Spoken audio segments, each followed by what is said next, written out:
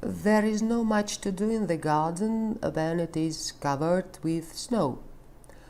But there are some things that must be done before the first snowfall. This year I must take in hand my forget-me-not plant. In fact, it is the wintergreen ground cover plant, like the Dalmatian bellflower or the bugler weed. Okay, this one is almost black, but he was born like this.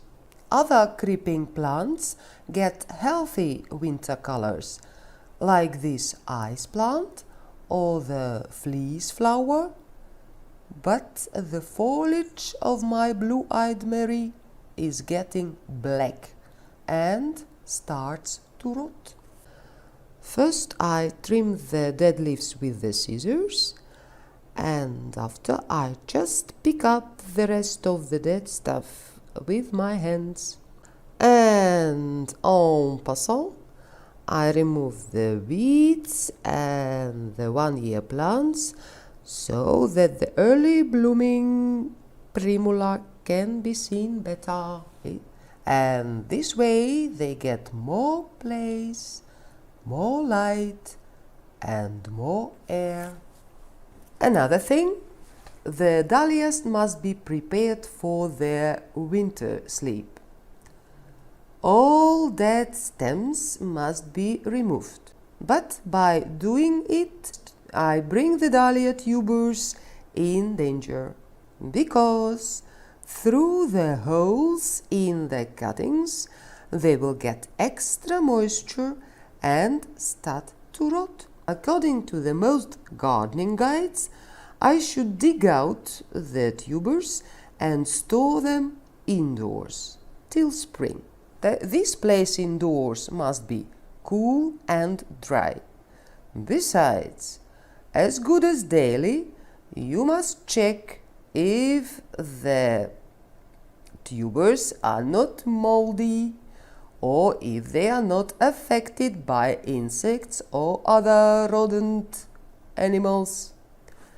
I've done it once and I don't do it anymore. I just hark and clean the soil all over around. The soil must be very loose and permeable, free from weeds and, for sure, from all other rubbish.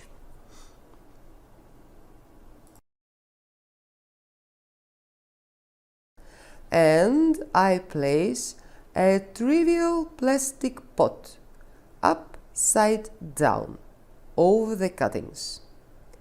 A stone on it so that it cannot be blown away by the wind. The pot must be of good size, because all the cuttings must be covered. It must be clean and it must have holes on its bottom for good ventilation. I do it for years. It works. My dahlias survive the winter and wake up earlier in spring. And I must not replant them in the spring. So I'll save the precious time when it is so much to do, especially in the kitchen garden.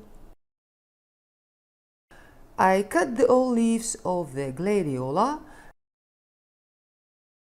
In the dense planted borders, the old vegetable material must be removed as soon as possible. It must be done both in favor of the plant itself, to stimulate its natural vital turn, and in favor of the neighbor plants. The early flowering plants, for example, can use this place meanwhile. And also remove the dead and ill leaves from lupinus. This plant is very sensible for illnesses and plagues.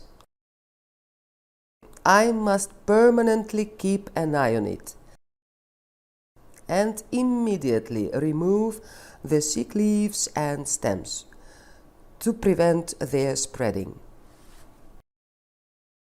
The chrysanthemums must be also rejuvenated, starting with all the bearing things. I shall clean and disinfect them later. The old branches must make place for the new life. Do not forget, pruning promotes growth and strengthens the resistance of the perennials. The dead vegetable material is the perfect environment for plant diseases and harmful insects. Okay, now my forget-me-not plant does not look merry, but we shall see in the spring. This treatment must take place once in about 3 years by all the plants of this family, creeping or not. The clean garden is healthy garden. And for now, let it snow, let it snow, let it snow.